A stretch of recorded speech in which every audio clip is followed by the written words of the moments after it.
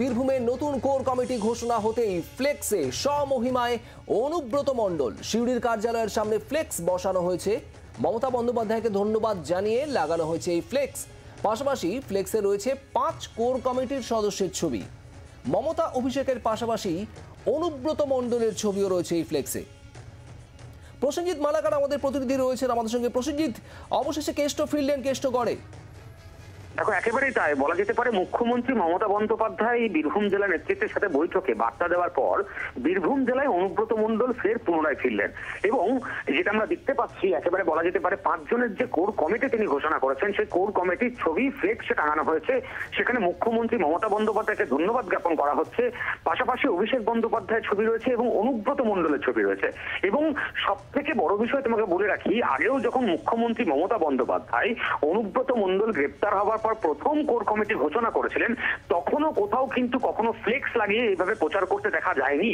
এবং তারপরে যখনই গতকালকে ঘোষণা হলো এই নতুন করে ফ্লেক্স বসানো, তাতে কিন্তু রাজনৈতিক মহলের মতে কোথাও না কোথাও তৃণমূল কংগ্রেসের অন্দরে কিছুটা হলেও সমস্যা যে আরো দৃঢ় হচ্ছে সেটা বলার অপেক্ষা রাখে না।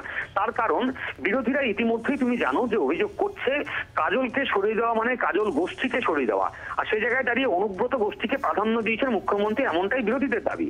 ঠিক সেই জায়গায় দাঁড়িয়ে যখন কাজলকে সরানো হচ্ছে, সেই সময়তেই এমন ভাবে কোর কমিটির প্রচার, অনুব্রত মণ্ডলের পুনরায় ফিরে আসা, ব্যানারে ছবি দেওয়া কার্যালয়ের সামনে, এই বিষয়টা কিন্তু যথেষ্ট রাজনৈতিকভাবে গুরুত্বপূর্ণ, এমনটাই কিন্তু সকলে মনে করছেন।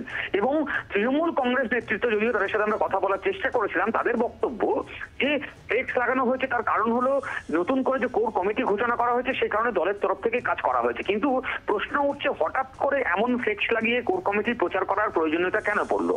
সেক্ষেত্রে দাঁড়িয়ে একদিকে যেমন লোকসভা নির্বাচনের বার্তা, অন্যদিকে কোথাও না কোথাও এই যে অনুব্রত মণ্ডল গোষ্ঠী এবং কেষ্ট গোষ্ঠী যে প্রশ্নটা বারবার উঠে আসছে, সেইখানেও কোনো বার্তা দেওয়ার চেষ্টা করা হয়েছে কিনা সেটাই কিন্তু বড় প্রশ্ন হয়ে দাঁড়িয়েছে। বাংলার আওয়াজ, বাঙালির আবেগ, জি 24 ঘন্টা।